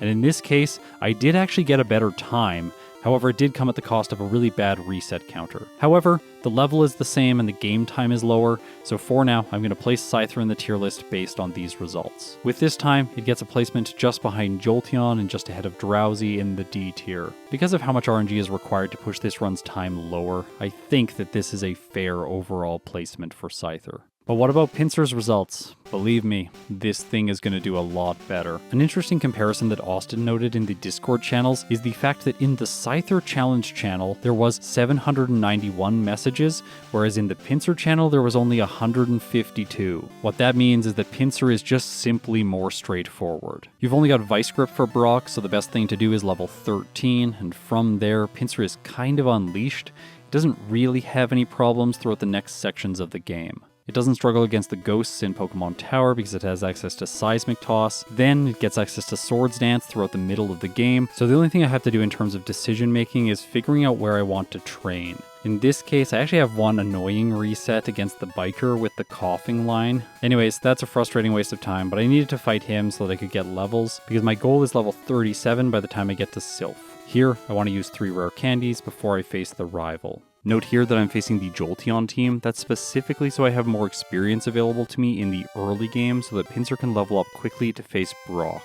I've been skipping through large portions of this Pinsir playthrough just because there isn't that much to say. Body Slam is so strong, and then it gets Swords Dance, allowing it to sweep so many of the opponent's teams. However, the next major battle is against Koga, and I actually think this one is fairly interesting for Pinsir. It starts the fight at level 42 after completing Sylph, so it's going to outspeed the Venomoth no matter what. The first Venonat is going to waste a turn using Toxic because it thinks it's super effective, and then only after that is it going to start using Psychic. This gives me the time I need to set up Swords Dance, and barring a critical hit, I am going to one-shot all of his Pokemon from here. I actually do get a crit on the third Venonat. Even with that luck on his side, he is not able to knock Pinsir out, and I finish his team. With Koga's badge boost, I can now move first against Sabrina's first 2 Pokemon, which makes this battle much easier for Pinsir now. I one-shot the Abra with Body Slam, and then I set up Swords Dance once against the Kadabra. This is just because it has a lower likelihood of using Kinesis. It's a 1 in 4 chance, whereas the Abra is pretty much going to use Flash. It could miss though, but overall I like my odds against the Kadabra more. That badge boosts Pinsir enough to move first against the Alakazam, and with that I have guaranteed my sweep. As you can see from the example fights so far, Pinsir really doesn't struggle anywhere during this playthrough. At least until now, because Blaine is next. To make this fight as consistent as is possible when you're using a bug type against a fighter type gym leader, I'm going to use 6 rare candies to take Pinsir all the way up to level 50. This is going to improve Pinsir's damage ranges against Blaine's entire team. I now have a guaranteed 2-hit against the Ninetales. I have a very small chance to 1-hit if I get a very good roll with a critical hit, but that's probably not going to be relevant. Against the Rapidash, it is a similar scenario with only a slightly higher chance if I crit, and then against the Arcanine, I have a guaranteed 3-hit, so overall I am going to need 7 turns in this battle to knock out his team with no setup. However, if I use a single Swords Dance, then I have an 86% chance to 1-hit the Ninetales, an 89% chance to 1-hit the Rapidash, and a guaranteed 2-hit on the Arcanine. That means if I use Swords Dance on my first turn in battle, it is likely that the fight is going to take 5 turns instead of 7. This is the most consistent strategy that I came up with, however it isn't a guarantee. The Ninetales can crit with Flamethrower or can confuse you with Confuse Ray, and then the Arcanine, since it is going to get a hit in, it could use Flamethrower or Fire Blast, but it could also use Reflect, which is what it does here, so I have no resets on Blaine. And that is what I was really hoping for in this playthrough. This is my 7th playthrough with Pinsir, and I really wanted it to get a good time by avoiding resets specifically here on Blaine. The next major battle is Giovanni, and if the Dugtrio doesn't get a Sand attack in, this fight's very easy. By the way, I do want to note the fact that I used 2 turns of Swords Dance here. That is objectively a mistake. It does not change my damage ranges at all.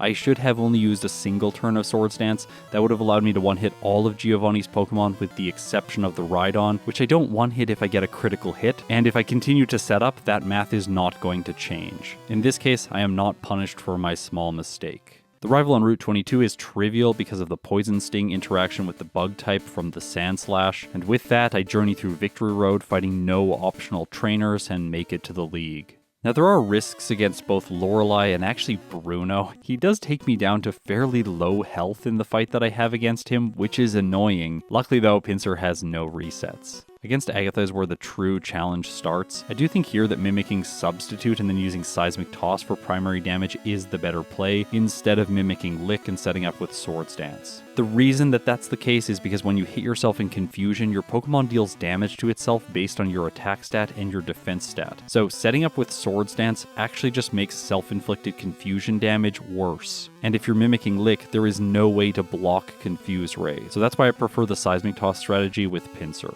Next is Lance, and here there are 2 problems. Number 1, the Gyarados can knock Pinsir out if it gets good damage ranges or critical hits with moves like Hyper Beam or Hydro Pump. The next problem is that if Pinsir is on low health, like it is in this scenario, it's going to knock itself out with recoil damage from Submission. This move does 25% of the damage done in recoil, so attacking the Aerodactyl will cost Pinsir 43 hit points. That means that I need an alternative solution for it right now, and that comes in the form of using Mimic to steal Gyarados' Hyper Beam. I think the choice between these 2 moves is incredibly funny. Submission has lower accuracy than Hyper Beam, but after the typing is considered, Submission has slightly more power. The reason I am putting Submission on my moveset for this fight is just because I don't want to spend too much time fighting the Gyarados if it can be prevented. However, if my health is low, I have to take the chance to mimic Hyper Beam, and in this case it works out for Pinsir. Hyper Beam 1-hits the Aerodactyl after my setup, and from there I can use Body Slam for higher accuracy to knock out the Dragonite.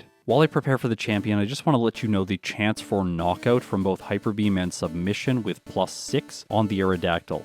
Hyper Beam has a 75% chance to knock it out, whereas Submission only has a 67% chance to knock it out. Those numbers take into account the move's accuracy as well as Pinsir's chance to critical hit. Alright, so with that out of the way, let's talk about the final battle for Pinsir. This one is once again trivial because I have free setup due to Poison Sting. I can also mimic Earthquake, which is fantastic against the rivals team. You'll note here as I get further into the battle, I am fighting the Cloister, and I go for Earthquake against it. You're probably thinking that it doesn't make sense to do this and that I should be using Submission for more damage. And yes, Submission does do more damage, but it has a lower chance to knock out. In this case, once again with Pinsir, Submission maxes out at a 67% chance to knock out, whereas Earthquake after setup has an 84% chance to knock out. Granted, its damage ranges are closer. Its lowest damage range is 103% damage, whereas Submission's lowest damage range is 165% damage. Those damage ranges are both when they are not getting a critical hit. And with both of these moves, if I don't get a crit, the Cloister will not get knocked out. After the Cloister goes down, I knock out the Ninetales, and here I want to note Pinsir's experience bar. It is about to level up, but the fact that it doesn't is key for this playthrough, because that allows it to retain its badge boosted speed, preventing the Jolteon from hitting with moves like Thunder. So Pinsir clocks in with a final time of 49 minutes and 25 seconds, with one reset at level 58. And this specific route throughout the game earns it a 3 hour and 14 minute game time.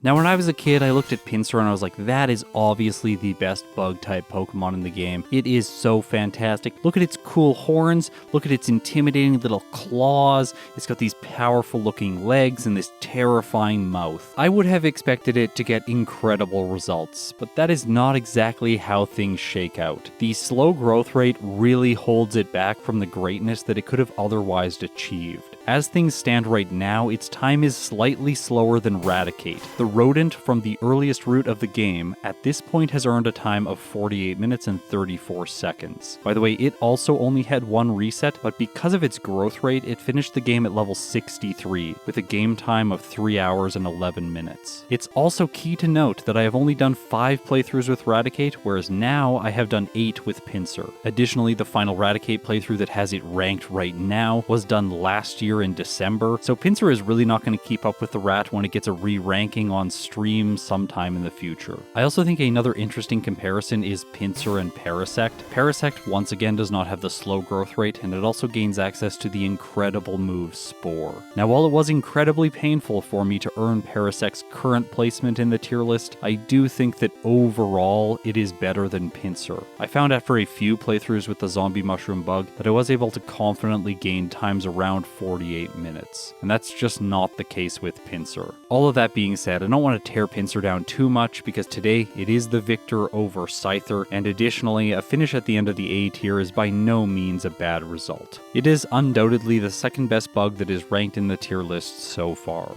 Do note that in the future I am going to redo Venomoth at some point and rank it in the tier list. The results are just too out of date right now for me to feel comfortable including them here. Okay, so now with the tier list out of the way, there is one remaining question, and that is, did I go back and continue playing with Scyther to try to get it a sub-hour time? And the answer, of course, is yes. I felt that knowing Scyther could do a sub-hour time, and the fact that I had given Pinsir 7 playthroughs but Scyther only 4, was fundamentally unfair. Going back to do Scyther again, I decided to change some things. Number 1, I changed the overlay just to be a little bit moodier. I think it fits better with the vibe of this playthrough. Also, I decided to take a very safe approach to Scyther, leveling up significantly more throughout the early and mid-game. By doing this, I'm able to get to level 25 just before Misty, which makes it possible for Scyther to face her before going to Vermilion City. In this battle, Scyther has a guaranteed 2-hit on the Staryu and a 47% chance to 3-hit the Starmie. By the way, the Starmie has a 35% chance to 3-hit Scyther with Bubble Beam. However, it's quite unlikely that it chooses Bubble Beam 3 times in a row, but of course that is exactly what it does in this fight.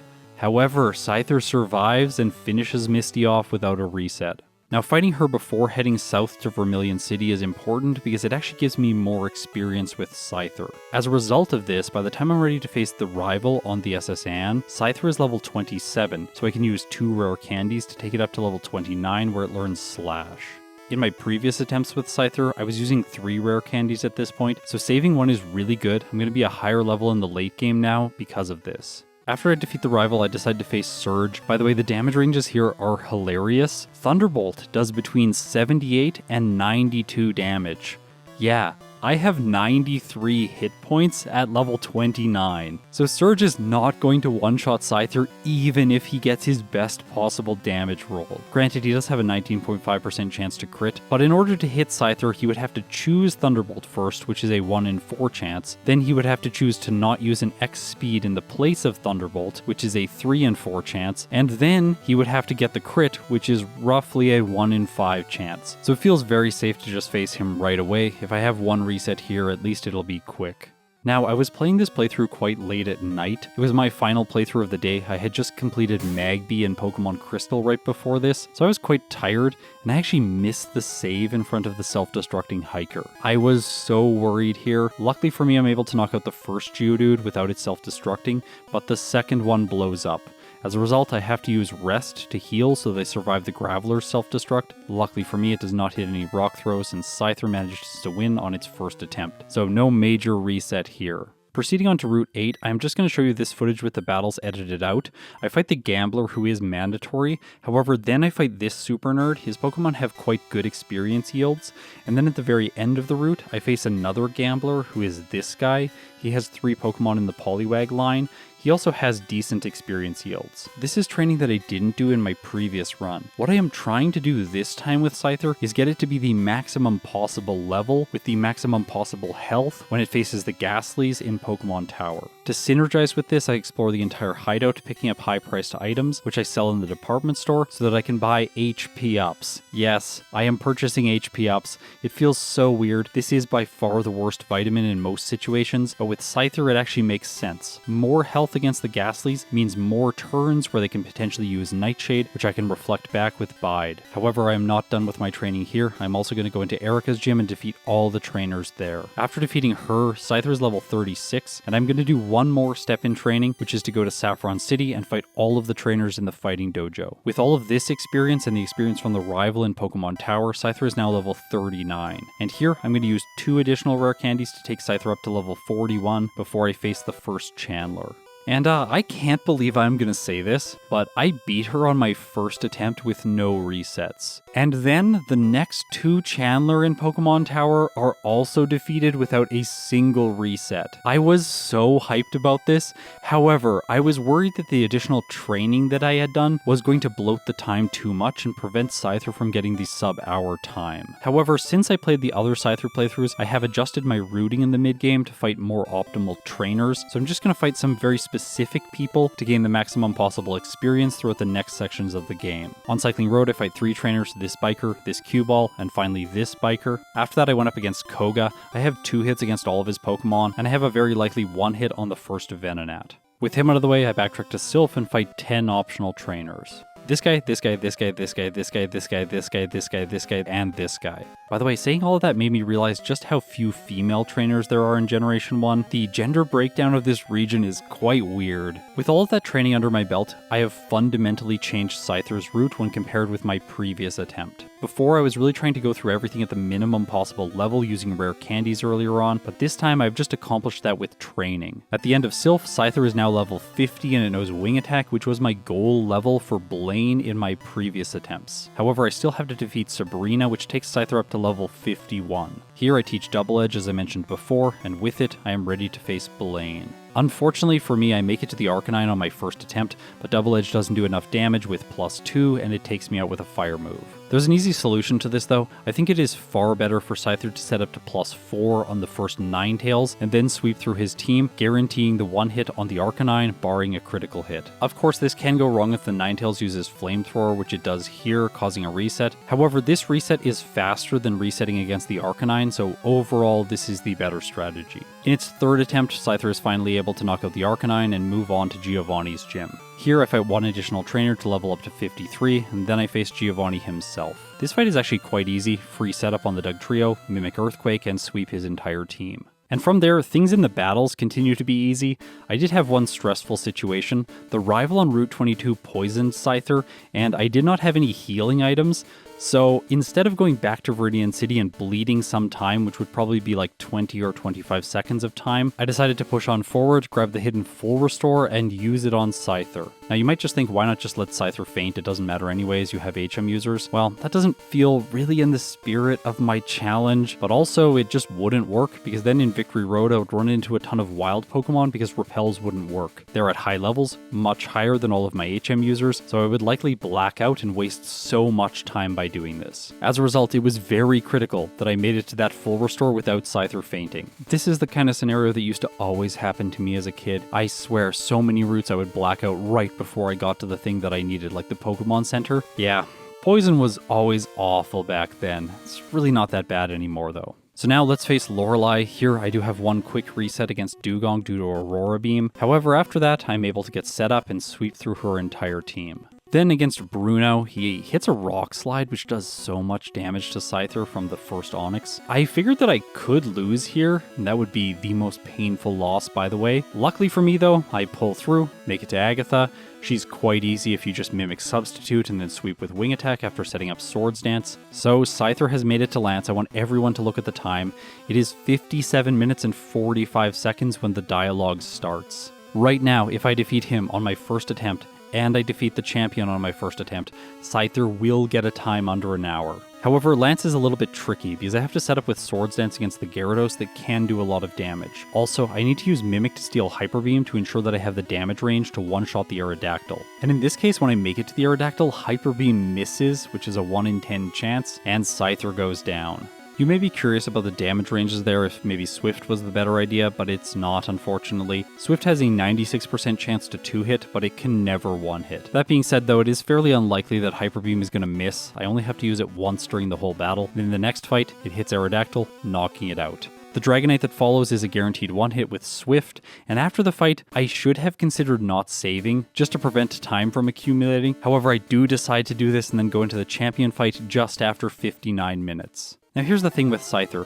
It's actually a pretty dominant Pokemon after the early game. If it started with a move that was better than just Quick Attack and had a faster Brock Split, like for example if it started with Twin Needle, this thing would be so much better. Additionally, Pokemon Tower just makes the game so awful for it, and after that it really only has minor inconsistencies against Blaine and Lorelei. So here, it sweeps the champion, and I clock in with a final time of 59 minutes and 40 seconds. The feeling that I had after this playthrough was complete disbelief. This was my 5th playthrough with Scyther. It was the first one that I came back to. I had to decide if I wanted to do 2 more playthroughs to match Pinsir's number. However, in the end, I decided against it. There was just so much that can go wrong for Scyther, and I think if I did 2 more, I would likely get worse results each time. I can't see myself lucking through the Ghastly this way again. After all, my goal was just to get Scyther under an hour, and in this case, I did it. So that gives it a promotion within the tier list. In this case, it is moving from the D tier into the C tier, and not even the last slot in the C tier. It is currently slightly faster than the most recent result that I got with Fearow.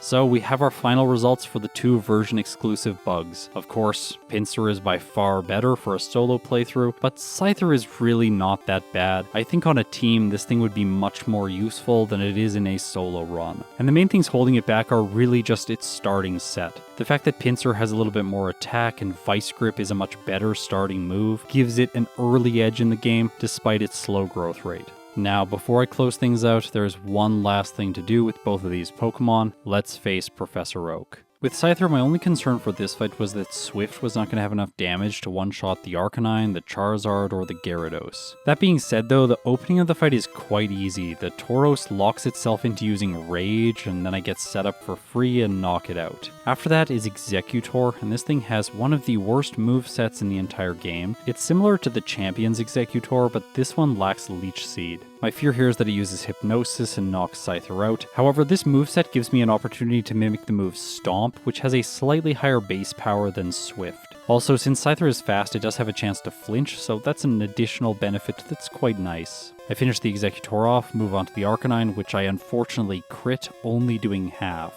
However, I get the flinch, and I knock it out for free. Next is Charizard, I go for Stomp. This one does not crit, so Scyther knocks it out in a single hit. And with that, I have made it to Oak's final Pokemon, the Gyarados. I use Stomp, and it goes down in a single hit. So Scyther has defeated Professor Oak.